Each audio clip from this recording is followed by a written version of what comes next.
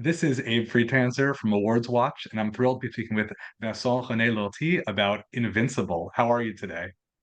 I'm good. I'm good. Thank you so much for this. I understand that this powerful film is based on a true story. Can you talk about that a little bit? Yeah, of course. So it's based on the story of my friend who passed away when he was 14 years old. So what happened is that um, at that age, he escaped from a juvenile center and then drove a stolen car into a river. And as you can probably imagine, this incident really affected everybody in our community, including me. And when it happened, I was really young and I thought it was an accident. And for many, many years, even though this is what I thought, I knew really deep down that there was also maybe something a little bit more to that story that I didn't know about.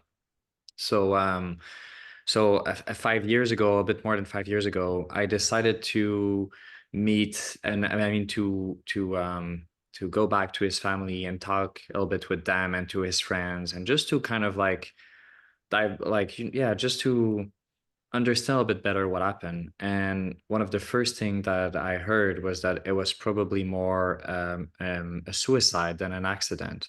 And so from that point, I knew that there was more to that story and that I actually needed to know a little bit more my friend to understand who was my friend because I think at the end of the day, I think that I didn't really know him that well. So that's the reason why I decided to make a film about him. Um, and so the story is about really the 48 hours before he passed away. And in the 48 hours, I'm trying to puzzle a little bit back what happened, but also to get to know him a bit better. Did you want to stay true to what you knew, or you wanted this to be a fictional story inspired by that one? Yeah, I think I think like of course I really really wanted to stay true to really what happened.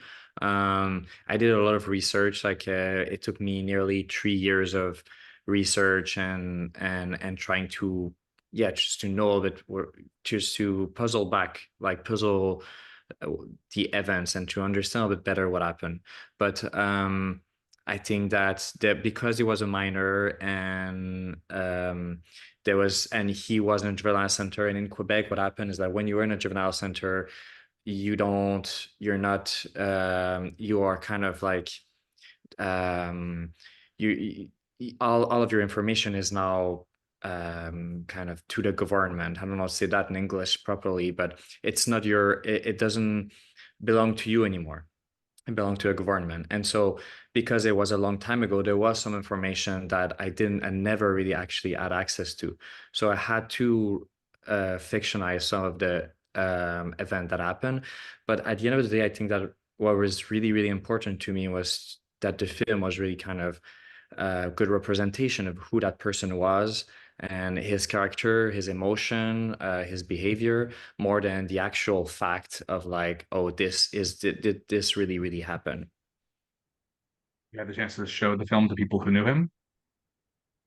Yeah, so I during the whole process, I was really close to his family and to his friend as much as I could. So um, just to long story short, I showed them the script along the way, and then the family were the first people to see the film before the first screening in Montreal. So I showed them the film. I went to their house and gave them a private screening, and I think that because we were doing this kind of together, they were always really kind of like support, giving me full support in that project. And when they saw the film, it was a very beautiful and, as you can probably imagine, it was also a very emotional moment. But yeah, it was really powerful. And then they've been coming to the screening since. Every time there's a screening in Montreal, they are coming to see it. And same for his friends as well. They were there at the premiere of the film, and we were all kind of having like sticking our hands to each other and holding our hands to each other. Sorry, very very tight for the whole movie. And it was yeah. So I'm trying to. I think for me, it's important. This movie is also kind of is part of the community, and it's I want to include everybody in that process as well. Like it's yeah, it's important for me. And your lead actor is terrific. Where did you find him? And was it difficult working with some of the very mature themes of the film with him? Yeah, thank you. I mean, Lil Kim, it was his first time acting, it was his first time in front of the camera. So, we worked together for a very long time, for almost 2 months before before the shoot. And one thing I forgot to say is it was also my first narrative short film. So for both of us, it was like just the most important project, and I could really feel that in the process of making it.